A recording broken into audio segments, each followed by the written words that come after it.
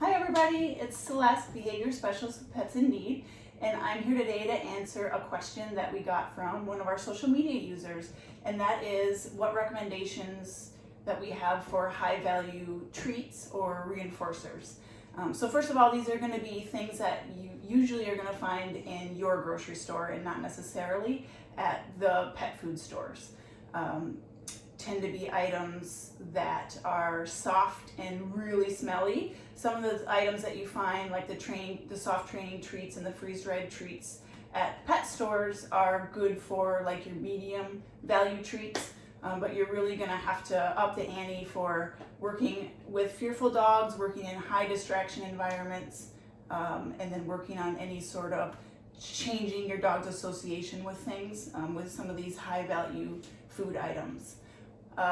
It is individual to each dog, so I will go through a list of some recommendations for you, but just remember every dog has their own specific likes and dislikes, so you'll want to do a test in your home before you start to use these in really distracting environments. And also, a lot of these things are going to pack more calories than some of the other treats that you might buy at a pet food store. So keep that in mind and then adjust your dog's meals accordingly. So without further ado, here are some recommendations. All right, so on the right-hand side, hot dogs can be great. And all of these things should be cut up into really small pieces, and I like to prepare them beforehand. I'll portion them out into bags and freeze them. Cheese can be great. I specifically love string cheese just because it's easier. Lunch meats, tuna fudge. This is a recipe, so you'll have to Google this one. Don't worry, it doesn't have any sort of chocolate in it. It's just the name of it. And on the left-hand side here, peanut butter can be really a high value. Meat-flavored baby food.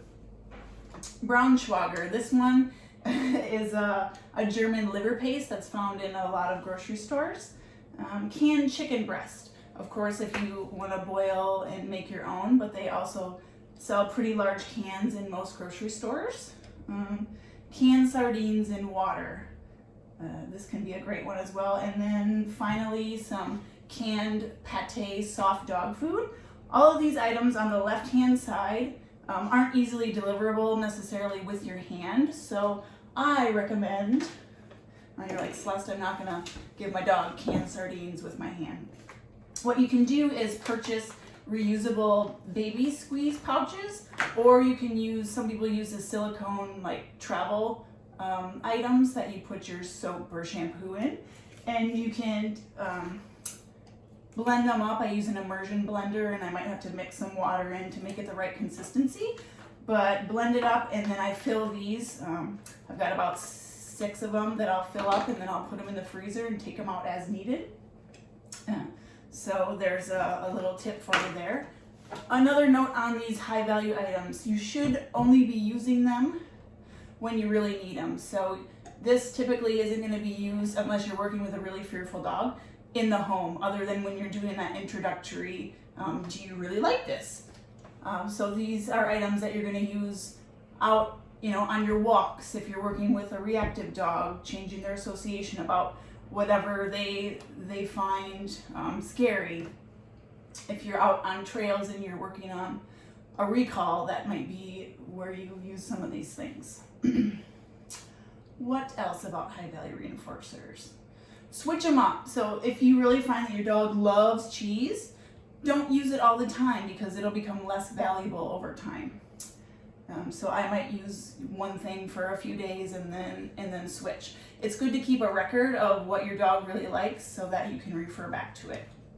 All right, I hope you found this helpful.